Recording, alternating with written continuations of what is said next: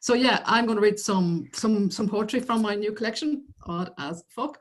And I'm reading some poems that I haven't actually read before in public, if this is in public. Just trying out some new poems to see how they go down, and picking more of the other and surreal poems in the collection. So anyway, the first poem is called The Knife Thrower's Wife, and I was thinking about trust, particularly trust in relationships. This is what came out of those thoughts. The Knife Thrower's Wife. Trust sharpens her husband's blades before each act. She lets him strap her to a plank of wood, buckled by wrist and ankle.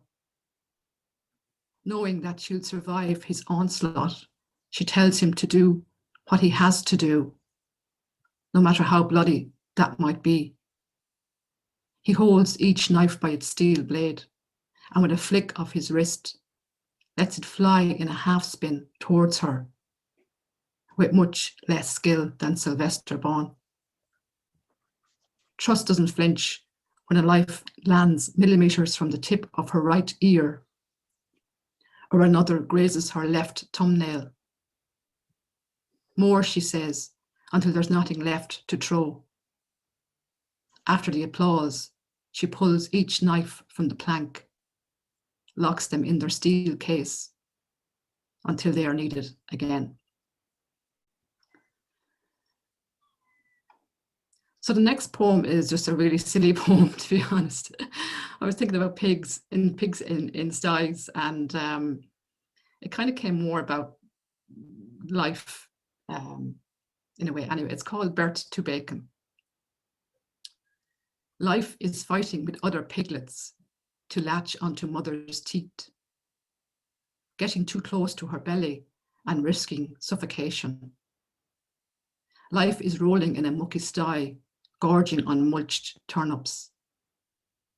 Life is delivering your own brood, killing half unbeknownst to yourself as you labor.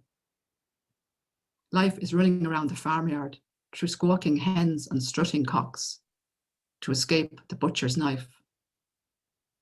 And you wonder what you could have done differently. So there you go. So yeah, I better read My Therapist's Dog, given that Isabel advertised as one of my poems. I have 10 poems in the collection where different things talk to me in my imagination, obviously.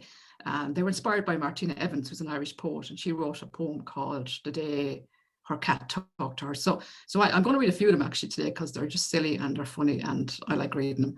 So the first one I'm going to read is called My Therapist's Dog. Ah, geez, not you again, her golden retriever muttered as I stepped out of my car and slammed the door.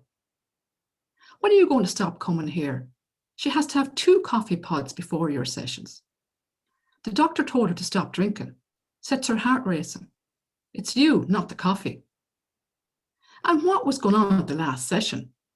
I was having a grand sleep under the ash tree till you started giving out. Fuck the crows, you said. What have you got against crows? They were highly insulted.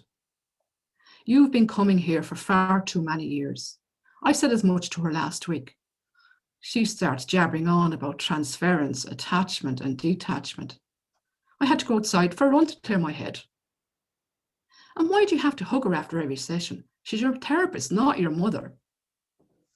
Stop snapping at my ankles, I said as I tried to walk around her. Live with her for a few days, she barked. If you saw her first thing in the morning, or had to eat her burnt potato skins, or sit at her feet and watch Pointless every night, that'd knock the love out of you. It's time for you to go live your own life. Get yourself a man or a woman.